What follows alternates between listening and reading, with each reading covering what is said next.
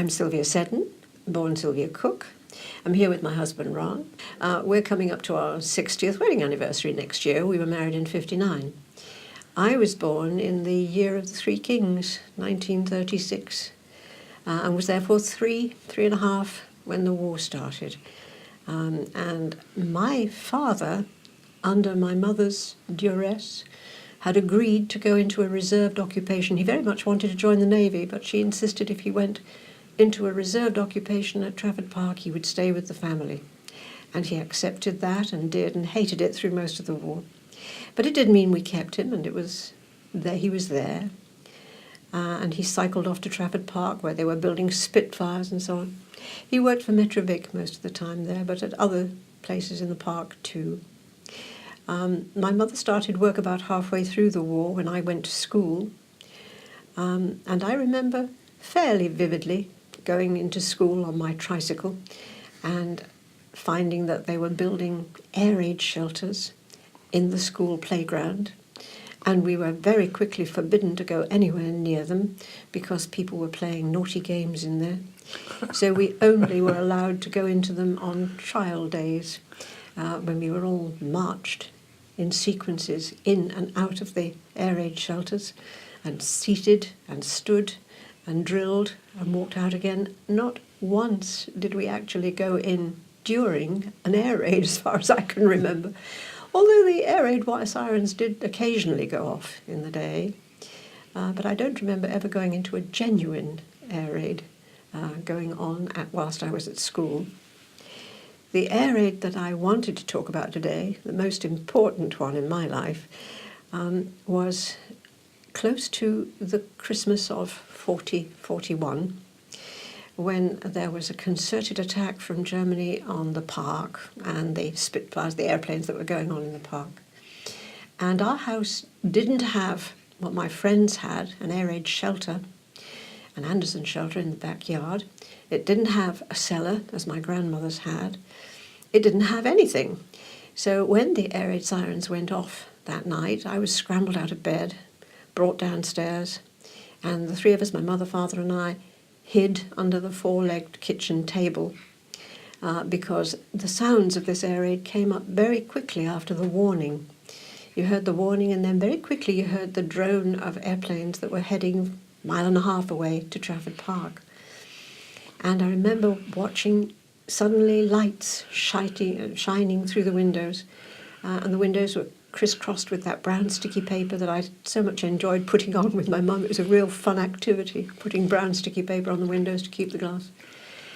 And there were the lights shining, and then suddenly the noises started, and the noises were very frightening, really very loud, and I clutched onto Mother and looked up through the fringed chenille tablecloth that had been pushed up over the top of the table and watched the lights and the bang. And then the bangs came nearer and nearer, and there was an absolutely massive bang, a prolonged bang, which I discovered the following day had been 4 houses completely destroyed, 100 yards up the street.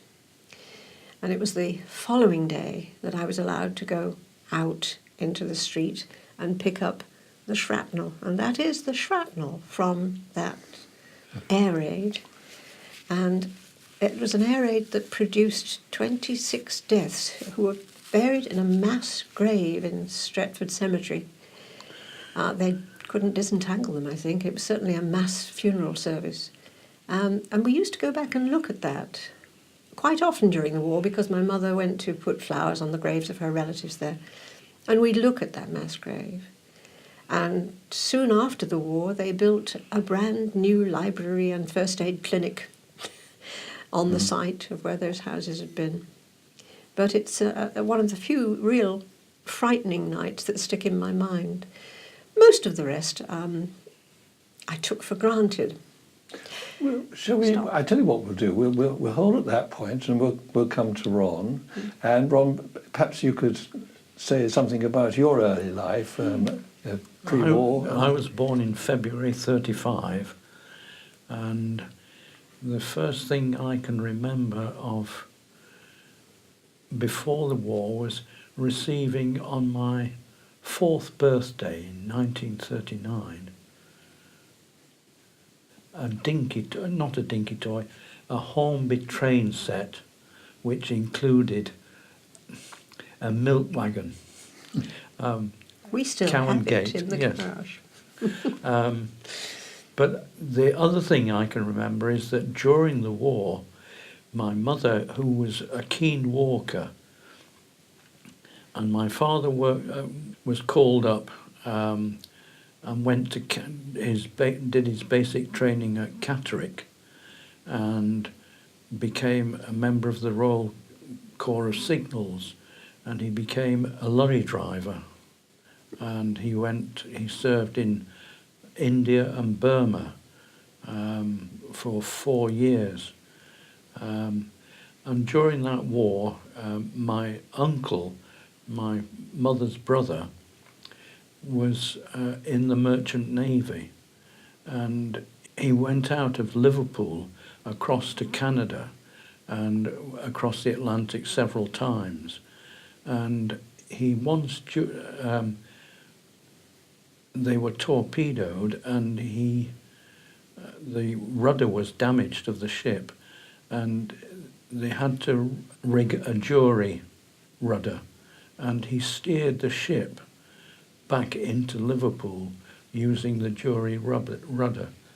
And he, during his service time, when he was in the Merchant Navy, he used to lodge with a family on the outskirts of the East Lancs Road at Rainford in St Helens. And my mother and I used to go and catch the workman's train at 5 to 8 from Trafford Park Station during the war, and go and stay there for the weekend. And we used to walk from St Helens Station, which was a dead end, and you walked down, you got off the train, and the engine was stood on the edge of the precipice overlooking the main street. You walked down the road, down the stairs, and then we walked 3 or 4 miles straight down to the East Lancs Road, because her house was a detached house just short of the what is now the motorway, but is at that time was the East Lancs Road. And I can remember walking, it was incredible. The amount of, and we often walked, I lived in Stretford, behind the railway line in King's Road. Mm-hmm. And in those days, King's Road stopped after about 200 yards, and then there was a field, and it was very muddy. And the way I went to King's Road Primary School, about 1.5 miles away, across the quadrant. And one of my memories, particularly in the war, was in 1941, about just before Christmas, when they bombed the centre of Manchester, and some of the bombs fell short, and they hit the quadrant, and they blew up all the gas mains, and it was a tremendous sight. We're probably talking there almost the same set of Yes. areas. What's clear from hearing you both speak is that you really didn't live too far apart. No. Oh, no. But King's I Road lived- School and Victoria Park School, where I went to, were very, very close together, but we didn't meet at all. I mean, you didn't in those days. We met. We met in not 52. 16 and 18 we were. At a Valentine's dance. And the one thing I remember, for days after that, was the beautiful voice that Sylvia had. And I couldn't get over it. I was absolutely smitten. Well, isn't that lovely? But it was curious. I don't think you went into Victoria Park, which is close to Mitford Street, where the bombing was, of course, much at all, did you? You stayed in the parks around the quadrant. Oh, yes. I And played in Longford Park. But Victoria, and I went to Longford Park too, but we never met there. But in Victoria Park particularly, there were barrage balloons. Yes. And it was a really Yes, I exciting remember day that. when you went with children from school and you were taken to see the barrage balloons being inflated and moved around in the Yes. fields. And they were supposed to stop the German planes coming to bomb Trafford Park. They didn't stop anybody doing anything as far as I know. But they were wonderful to see when you were close to, with this strange billowing grey material and the shapes they had on the skyline. That was very pleasurable. Did they? I mean, some of the film you see of the barrage balloons, the fabric Yes. seemed to be sort of Yes. not tight. No, particularly. they hardly ever seem to be inflated Yes. really tight. Yes. It's very curious, that. And it's curious, I was thinking about inflation too. When we were looking at the fireworks for November the 5th this month, I remembered what was called the war fireworks. Oh, yes. And you were allowed to buy these war fireworks, which you only could set off couldn't in the use it house, in the house. because they couldn't have lights outside. And all they went to was little curled brown, black swishes of things over the hearth, and you set them off over the fire. And there were no sparkly bits, it was just funny burning things. Those are what I remember as indoor fireworks. Indoor fireworks, they were Yes, called. yes, Ridiculous yes, things. Yes, yes. That's funny. So, just going back a little bit to the very beginning of the war, do you remember anything about the declaration of war? I don't, I'm afraid, no, and I'm sure you don't either. No, not You were really. really too young for that, I Very much suppose. too I was 4 years young, old, yes. 5 years old. We, obviously, 3 and 4. since then 4 we've years, heard. 3, 4. We've heard about Everything. it since, but I honestly Yes. don't remember that. So you wouldn't The thing I remember remember very vividly from being 3 was having my tonsils and adenoids out. They did this with all children at that time, need it or not, I think. And it was a horrifically painful experience in Hope, what was called Hope Hospital then, is now Salford Royal. And it's fixed in my mind as a glaringly horrible event, but it's had nothing to do with the war.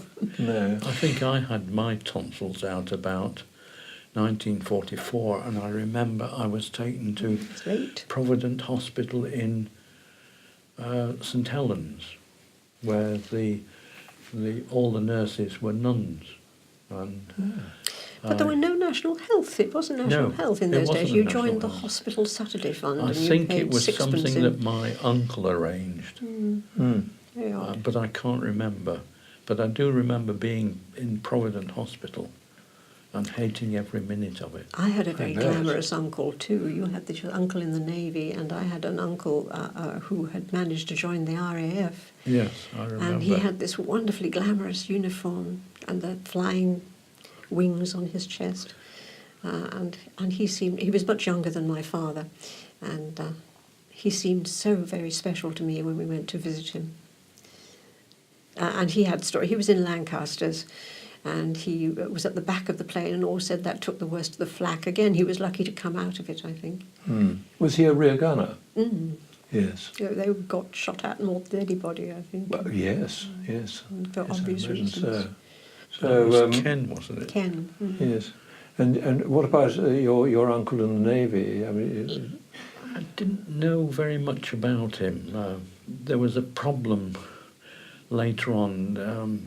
He fell out with his sister, my mother, and she could be very, when she got upset about something. I always remember that we used to go and visit one of my father's sisters, who lived in Barcycroft Road in Burnage.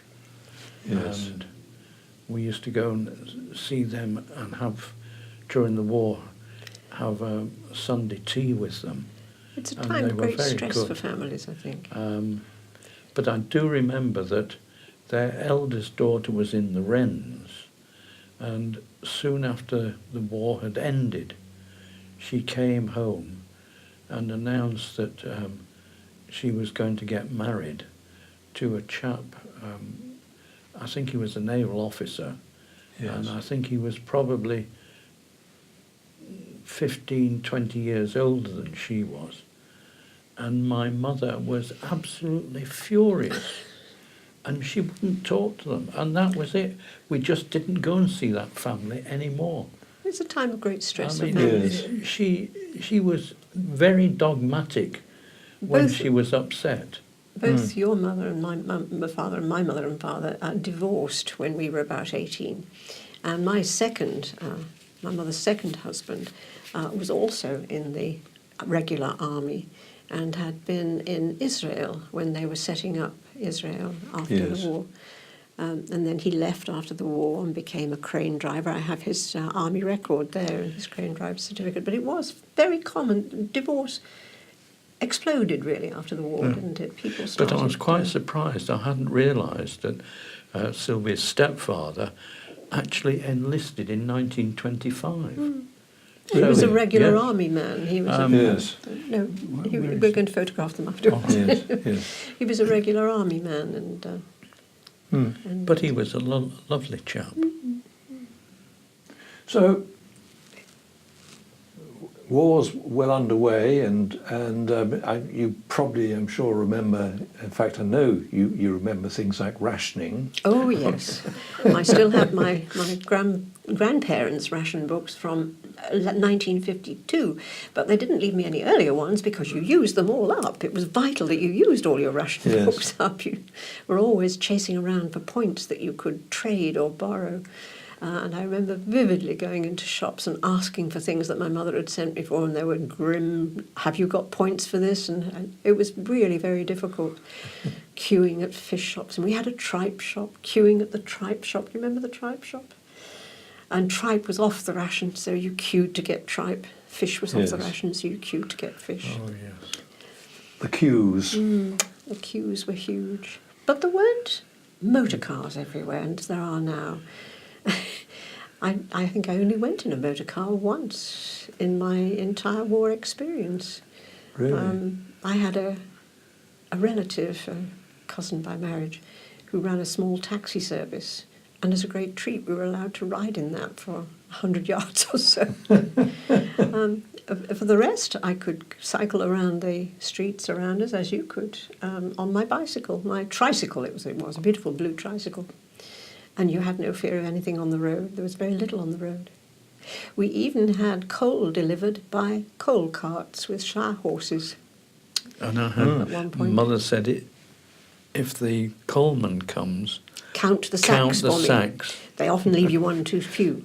Yes. I don't think they So do. it wasn't a case of a baker's dozen then. Oh, It was the no. exact opposite. And at the bottom of my street, Mitford Street, the one that was bombed, we had what were called the pig bins. And if there was anything left at all you took them to eat, you took them down to the pig bins. And they were taken off supposedly for pig food all over the country. There was very little ever left. I remember being chronically hungry. Most of the war I remember being hungry all the time. Did you find that as well, Ron, or was it? I mean, different families Yeah. had different experiences. I think. I remember bitterly if I had a cold or anything like that, I was given Fennings fever cure, and it made your teeth go absolutely. Oh, you could grind your teeth, and the taste was horrible. But it worked. My grandmother had the perfect cure for anything. She would get black treacle and olive oil and butter and mix them together into a warm mix. And it tasted so utterly foul that it cured everything you had. You said instantly, I'm better, I don't need any more, I'm better. Yes. But interestingly enough, my mother's brother had tuberculosis and went to the Bagley Sanatorium towards the end of the war. And interestingly, there were antibiotics, they'd been discovered and they were in use, but they were kept entirely for the use of servicemen at that stage. And he didn't get any during that time. And there was suspicion that those who had money got some and the rest of us didn't. But there was also scarlet fever. You remember I got scarlet fever when I was about 7 in the war. And I was sent to Longford Park open-air school. Oh, yes, I remember the open-air school. And the open-air school was a bit like the sanatorium. They put you onto iron bedsteads out on a veranda in the cold under one sheet. They open to get the better. windows. No antibiotics. That wasn't for the scarlet fever. That was because I was poorly after the scarlet fever. But interestingly, the scarlet fever medically was fascinating in the sense that my mother had to hang a sheet dipped in bleach over the door of the room in which I was ill in, so that no one would pick up my germs when they went in and out of the door. It's unbelievable that that was only so short a time ago, really, isn't it? How things have changed. Things have changed a lot since then, yes, indeed. So we come on, and I suppose to the end of the war. What do you remember about VE Day, for instance? Those I do remember. Do you remember going? We probably were in the same crowds around the public hall in Stretford celebrating VE and VJ. I really can't. Because everybody remember. seemed to crowd into those celebratory days. And they were all waving flags and waving balloons and shouting and singing. Did you not go? Would your mother not take you there? I'm surprised, because everybody in Stretford seemed to congregate there. I can't remember what happened then. I think my father came home in December 1945. And I do remember him taking me to the cinema, to the Longford Cinema in Stretford, which was a opposite super the place. public hall. Yeah, but and he insisted on giving me a cheroot. I didn't enjoy it. Those films were something I did all through the war. My mother was a huge Yes. film addict, and she continually took us to the Corona and the Pictodrome and the Sale ones and the Longford and the Isolde. And at least twice a week we seemed to go to a Yes, film all the the time. films changed And I remember twice a vividly week. being gripped by the newsreels about the Yes. war, which was the most I knew about it, I think, really. Yes. I remember The seeing most the vivid of all were the ones, do you remember when they moved into the Holocaust camps? And you saw those incredible Belsen. pictures. Oh, those were horrible. Dreadful. I was only 10. Absolutely horrible. Yeah. Because you wouldn't even have been 10. 11, I'd be 11 were 10 you? or 11. It was Yes. 46, 7. Yeah. They actually produced those films, I think. Oh, really? Maybe it was 46. Because the And release... I was Yes, shocked because and the, horrified. when you went to the cinema They didn't in those release them days, straight away. there was Yeah. the passing news Yes, and then reel about I before still the. see those vividly. There was the passing news reel, a short like cartoons Yes. for 10 minutes, and then the main picture. But the passing newsreel was extreme, or Gorman British News was But there wasn't- fascinating. There wasn't any kind of street party for VE and VJ Day because there was nothing you could eat, really. The first street party started with the Queen wedding and, Yes, and the her coronation. 1952. Not during the war. I don't remember street parties during the war. Yes, I think it depends, really. I mean, some of the people I've interviewed were involved in celebrations, dancing and that sort of thing. Yes, we were jigging up and down. I wouldn't call it dancing. They go to public parks or squares or yes. something like Yes, that. I mean, I round the suppose public in Stretford, where would be the nearest? There was a huge crowd congregated round the public hall in the Longford on the Yes. Chester Road where Yes. the precinct now starts. Yes. And then, of course, the house that I lived in Midford Street, was demolished after the war. It's now underneath the Arndale car park. Really, yes. That was when they built the clinic at the end of the road. So you were living, the pair of you, on opposite sides of Chester Road? Yes. Yes. If you were But in you didn't, I we was Kingswell. on didn't the cross. opposite side of the We never railway. met. Yes. So I walked down King's Road, up Edge Lane, over the railway, and in those days, the Altrincham Manchester line was a double line, 4 lines between Sale and Old Trafford. Ron was a Yes. great Trafford train Bar. spotter. Or a And it train was spotter. when I used to go to work, and when I after I left university and was articled in Oh, well, you're Manchester. going way, way past the Second World War now. Yeah. That doesn't matter. That doesn't matter. The trains in the rush hour were every 3 minutes. It was incredible. There'd be one which would be an express from Altrincham, stop at Sale, Stretford, and then it would go straight through from Stretford to Trafford Bar, and then to Knott Mill, and so on. Yes. To Oxford Road. Which, of course, is the route used by the not to Oxford Road, but to Yeah. Knott Mill, Yeah. now Deansgate, Yeah. is the route of the tram. Oddly enough, a few weeks ago, we said We spent a whole day on the metro, on the going metro, all over to because its we'd bits never- to look at the, We'd never realised or gone to Ashton just Yes. or going to look, Rochdale. and horrified at we how were much of it is now surprised industrial how much had estates and changed. retail parks, and Yes. how much the houses and people have changed and Yes. gone. Yes. And when I was after university, I was at university from 53 to 56, and then I was one of the, I became a chartered accountant, but I was exempt from the intermediate because whilst I was at university, I followed a degree course of accountancy, law and economics, and that exempted me from the intermediate exam. So And I he was was fortunate entitled to only 3-year articles. But you were So- fortunate to be exempt in the end from national service too, Oh yes, I just before we were married in '59. escaped national service by 4 days because I failed my final exam at the first attempt, failed one paper, but Yes. I had to take all the papers again. And that gave you 4 days. We then got Released married, you. and I was entitled to have 2 more attempts, but I didn't take the attempt in November '59. I decided I wasn't good enough, so I spent my time between then and May of studying very hard to make sure I got through. And fortunately, that was the time when they were about to finish conscription Yes.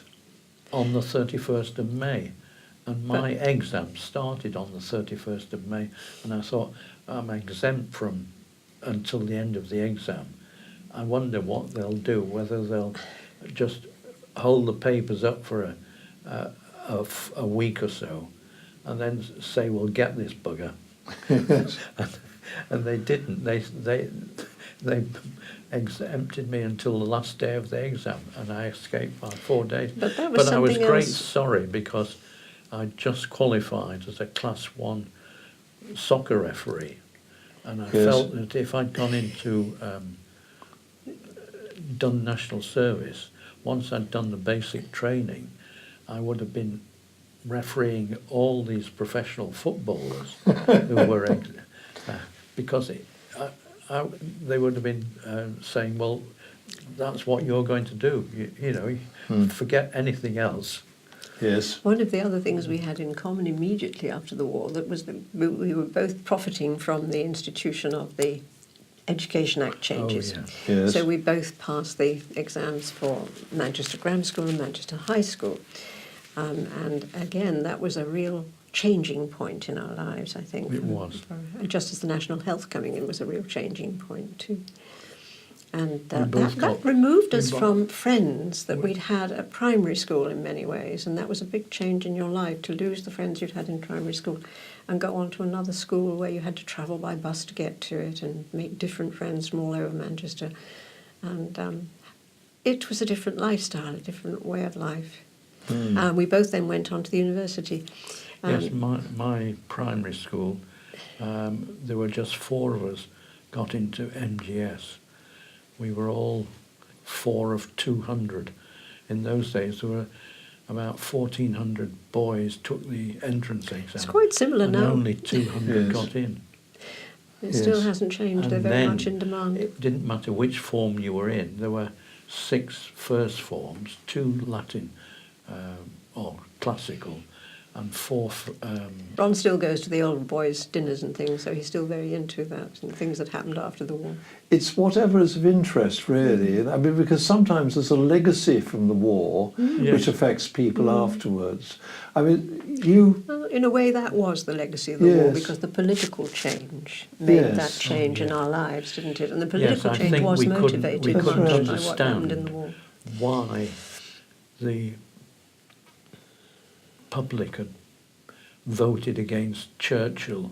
Well, After all, many he brought did us understand through. it. No, he brought us through the war, and I think a lot of people appreciated what he did, because it was without his drive that we wouldn't have won. I'm sure of that. Is it not sort of that times change and to some extent, I suppose, needs change as People have well? changed. People change. But it does seem a little ungrateful, I grant you, what happened with Churchill. But the war changed a great deal in people's minds and Yes, people's I'm sure lives. it did. Different groups of people, different categories of people, different classes of people came together and made judgments about each other in different ways. So that I think political views were bound to change, and did change. Yes, it takes a long while for culture to change. It does. But the war was probably, well, perhaps both wars were triggers. Oh, hugely, both of them, for sure. Because if you go back to pre-First Yes. War, then you had the Edwardian days and Yes. so on. And that terrible depression between the two. That's right. And my great-grandfathers, my grandfathers. My grandfather was not in the First World War because he was a train driver. Yes. And had always wanted to drive the train, and then was told that he had colour blindness and he could only be a fireman after all. So his life was a great disappointment to him. He stayed firing Yes. steam trains, but was deeply disappointed that his colour blindness didn't allow him to go on to being a driver. Just talking about the legacy, I mean, one of the legacies of the war for both of your families was that your parents split up Yes. in both cases. How did that affect you as individuals? I mean, if you start... I felt it was horrific for my brother. Like many families, I was born before the war. And then after the war, in the celebrations, my brother was born. So he was 10 years younger. I was 18. He was only 8. Yes. And my feeling of fury and anger against my father was that he'd just abandoned that boy. We never heard from him, not a card, not a postcard, not a phone call, no support, no money, nothing. He simply walked out of our lives. And I was angry about that for my brother. It was hugely valuable to me. My mother was working, obviously, but it was hugely valuable to me that at that time I didn't pay any university fees. I was actually given a grant. Yes. And for Yes. the 3 years of my being at Manchester University, we lived on my grant. That was a very substantial £3 a week Yes. at that time, which with my Yes. mother's wages Yes, allowed for the 3 of us to live.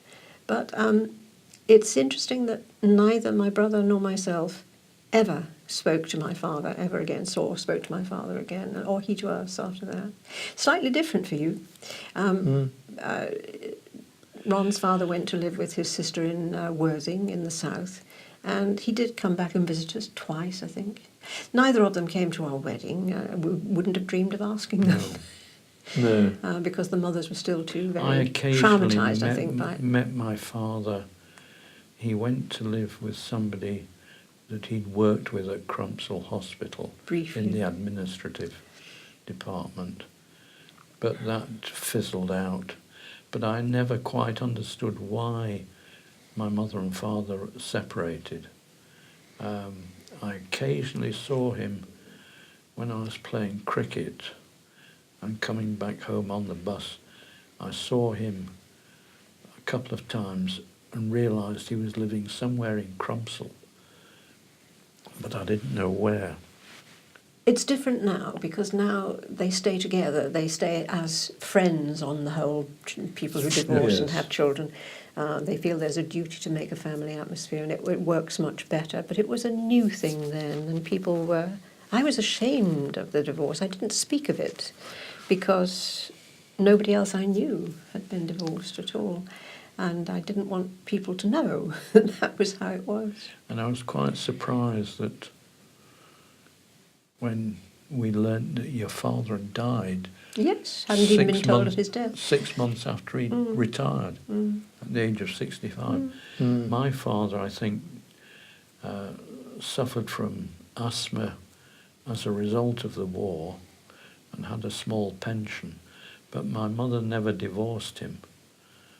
It's a pity he never told you more about his war in Burma. It would have been interesting. No, he really. would never talk about that. I It's a think very he saw common some thing. horrible things. I do remember meeting one or two of the people who served with him and said he would never talk about it. I think both of us have vivid memories of the sudden change in Manchester. Both the changes in Manchester sky's appearance after the bombings, and then the changes from the black buildings in Yes, Manchester the to suddenly Clean Air when Act. the Clean Air Act came in, they suddenly became very yellow and clean and white. That was a big change. I mean, we talk about still being very polluted in this country, but I mean, It's can a be different nothing kind compared. of pollution. This was a it is visible clean. pollution, I wasn't mean, it? when you The yellow consider what fog it and was the black like stone. in the late 50s, Those thick pea soup fogs. I can remember Whereas coming now it's home perhaps more from dangerous, but school. less visible. I used to get a bus from We did All know Saints plastic pollution then. along Stretford Road, past Town Hall, to Firswood, round the quadrant, and get off about half a mile from home. And I can remember one day coming from school, and we were all right getting into town because there were trams all the way along Birchfields Road to Albert Square, so there was no problem with that. The trams were in the middle of the road, so they could always move, even in fog. But when it came to the buses, I can remember the guard walking in front of the bus all the way down Stretford Road because it was so thick and it was yellow. And this was November. When the bus came in the fog, and we got to the university, it was suddenly clear from the university into town that the buses had no problem because everything was clear. The Clear Air Act had come into being, and there was no smoke, there was no chimneys. That was the thing, wasn't it? Yeah. It was the coal that was being used, Yeah. and I mean, Sylvia, you said earlier that coal was delivered by horse and cart and so on during the war itself. And treasured. It was very important. Every briquette, every piece of coal was counted, and you judged when you put more on the fire. You wouldn't have had briquettes during the war, though, would you? No, it was later the briquettes I can came. remember in 47 No, it was pieces of coal. when there was a fuel crisis. Yes. And we had to go to the local gasworks and try and get some coke. Coke. And then try and get coke to burn. Yes, we did get coke towards the end of the war, wasn't there? Yes. Did either of your families breed animals at home? I mean, some My people aunt talk about kept chickens. Yes. My aunt kept chickens, and I remember the first time I saw the chickens coming in and out in the garden into the house and pooing all over the floor. I was horrified. I can only have been about 4 then. She lived in Widnes, and we went to visit her because my father had lived with her as a child when his parents couldn't look after him. So we went past a great lake of turquoise blue water. I thought it was just beautiful, a beautiful turquoise blue lake, and it wasn't. It was a wicked copper sulphate lake, polluting everything by Widnes. But yes, there were her chickens. And her neighbour had a small piglet in the back garden too, which she was growing very happily. towards Christmas. Yes. And I think that was the first time I realised how you were eating live animals and their eggs. But it doesn't always. I think a lot of children now don't realise that they're eating live animals when they get a packet from the supermarket. That's one of the realities of life, isn't Indeed. it? But, And there were rabbits that we fed in Yes. Longford Park, which were being used for the war. They were being bred and fed into the shops. And I bought rabbits from the shops and helped my mother skin the rabbits without too much worry. Yes. I didn't care for plucking because it got everywhere. But the skinning was easy and all right, and the fish chopping up. a number of people have said that they felt that the scarcity of food during the war was something which might well account for their longevity today. Very possibly, very possibly. You haven't I'm got any sure. theories Yes. about that? Nobody was. I had never seen an obese person. I think in my I youth. can't believe that children these days are Well, so obese. There's so much sugar about, isn't there? Yes. But Well, it I is like interesting sugar, too but that I'm we've not got obese. so used to we're so used to fridges and freezers. Getting food was going out every day to the shops to pick up a few potatoes, a few carrots, endless carrot and potato peeling and scraping, and very little else. There was very little choice of vegetables. There were carrots and potatoes, the odd beetroot, some cabbages, and sometimes a cauliflower. That was a great treasure.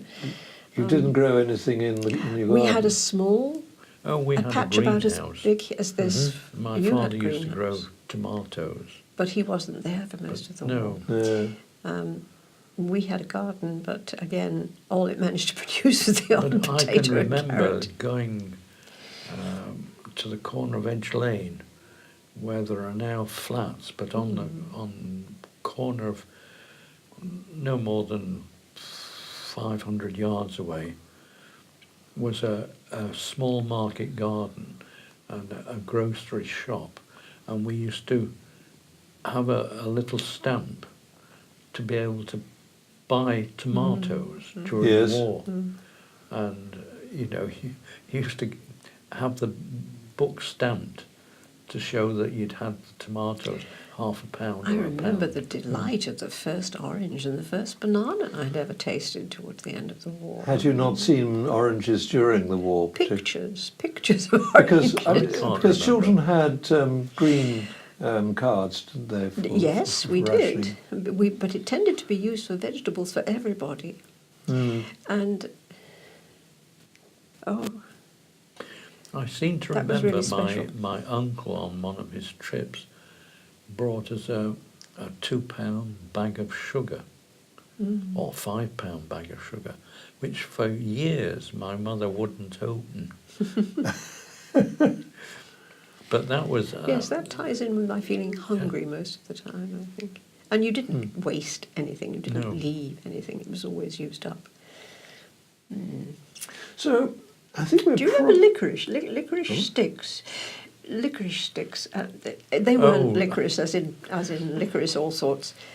They were actual bits of twig Yes, of a licorice. yes, I remember And you that. went to the shop and you bought a From halfpenny the licorice health stick group. food shop or whatever it was Oh, called. and they tasted horrible and they turned your mouth and teeth all Yes. black, but it was a different taste. Gosh. You used to chew them. I suspect we're coming towards the end. Well- Just in case there's anything else that you can think of that happened during the war that you think might be of interest. If not... One of the things yes. I can do.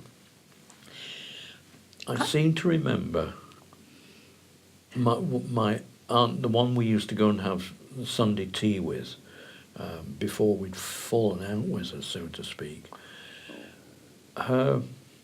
Two things. Her husband they lived in a council house, and at the back garden he had a chicken run, and he used to take the eggs, but he used to sell the eggs to his wife. He was very, very mean about them, but she and her husband took my wife, my mother and myself to Llandudno, and we were on Llandudno on the Great Orme on the 6th of June 44, and we were stood there watching all these planes, beautiful sunny day like this, Yes. all these planes going over and over, and we couldn't understand what was happening. We didn't realise that it was D-Day. And it was incredible, the noise. It just lasted not for 1 hour, but for 6 hours. And we just stood there watching them, and they were going over and over and over. Looking back, we had incredible. very little information about what was going on. Thinking of newspapers now, where you know everything about everything that's happening the day before, they gave us very circumscribed information about what was going on. I think it was very difficult. It was well censored, I think, wasn't it? Very tightly censored. D notices and so on. I remember being very cross when I was issued with my gas mask, that I didn't get one of the lovely ones that were issued to children of 2.5, which had ears and. Show me if you like, to pick that up. It's beginning. It's very fragile now. I'm not going to ask you to put it on. To Obviously, fall apart. They are sad. It's sad when that happens, isn't it? Yes. Yes. But it says size medium, so I had a large head as a child, I think. But I was so cross because if I'd been a year younger, I would have got this special Mickey Mouse one that looked really lovely. Instead, I got that one. Where did you get the shrapnel from? Literally out of the street as I went out of my house. That after that terrible bombing night, that incident, which I remember so vividly, I was allowed to go out and see. It was still warm when I picked it up. It was still slightly warm to my fingers. People burnt themselves sometimes with shrapnel. It was the morning. Yes. As I said when we spoke on the phone, I can remember one of the school teachers walking me to school, and 100 yards from our house was somebody had built a tennis court, tennis club, and the iron netting. As we walked past, we saw 2 or 3 pieces of shrapnel caught in the iron netting, and she lifted me up, and I took it out, and it was still quite warm. And that was the day. That was the night on which they'd blown up the gas mains at the quadrant about 100. Manchester was quite a target for all sorts of reasons. It was a useful target. So much of Manchester was destroyed. We haven't spoken of evacuation at all. No. The curious thing was that my mother was only child, dead against evacuation, even though we were in such a dangerous zone. So she said she could take her child to stay with her mother-in-law out in Lymm, which was one of the places you could be evacuated to. It's out in the country. It's beautiful. Unfortunately, she didn't get on with her mother-in-law, did she? So I was evacuated to Lymm. I remember the house and the place. I'd been back to see it. And over the wall at the back of the little house we were in was a field full of sheep. I had never come close to a sheep before. It was wonderful to watch the sheep. But it only lasted for about 3 weeks, at which point they had a massive row, gave up and came back. So you could refuse evacuation. People didn't, on the whole. I think London evacuated itself much more than Manchester. I don't think I was ever evacuated. Pushed into it at all. But there were children who went into serious evacuation. We lost some from the classes that I was in at that time and were told they'd been evacuated. Didn't quite understand what that meant at the time. And you obviously didn't take evacuees because that would have been going in the wrong direction. No, it was the wrong way round. Yes. Indeed. I usually ask a killer question, I call it, which is knowing what you know about the past, and both of you have had long and hopefully fairly happy lives.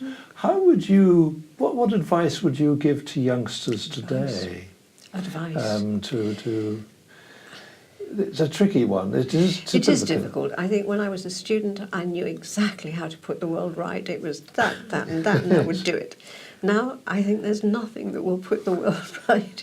And in many ways, we were a hugely fortunate generation. Yes, I think we were very fortunate. We didn't operate as fighters in either of the wars, and we profited by the health and the education changes Yes. after the wars. Very And we much have so been on too early for education these changes. dreadful pollutions and overpopulation, which is one of our major problems now. So we were a very lucky generation, Yes. and I am constantly saying that to my grandchildren. Yes. We were not swamped by technology in the way that my poor grandchildren are now. Advice. So I think perhaps they're very happy not to fight. They don't want war, Yes, but they're unaware of how close they are to it. I don't think they're aware of how easy it would be to fall into nuclear war. that's the And frightening how thing. terrified we were in the 60s when we were watching Cuba. Living with it, yes. Yes.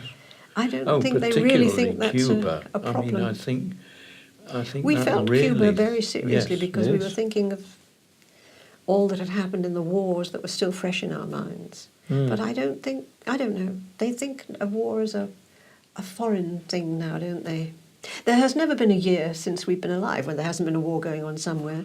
Or when you think, And we've usually been involved in it. From the first boyfriend I had was in fighting the Mau Mau in Kenya. And from then there has been a war ever since with somebody Yes. involved in it. But they think of it as a foreign thing rather than something that threatens them here and now. I no, I remember think we do were you very remember- fortunate with the education system, the ability We were to lucky. improve ourselves if we had the ability. Oh, and we were lucky in with- sheer numbers, Yes. Ron. I Yeah. mean, when I came out of university, I never applied for a job. I was headhunted because there were only 4,000 of us in Manchester University. Yes. Yes, that's and, true. You know, and now 50% There's of the and there aren't 80,000. enough jobs for them coming out of university. It doesn't make an entire sense. So we were lucky in very many ways. Advice, you can't. Because our experience is that life changes. Life changes in every decade. It will change for them in every decade. Yes, it will. Okay. Well, I think probably we're coming to an end. So I would like to thank you both very It's been a much pleasure. for We sitting down and enjoyed talking it. about It's been a Thank pleasure. you very much. water. And maybe our grandchildren will look at these later.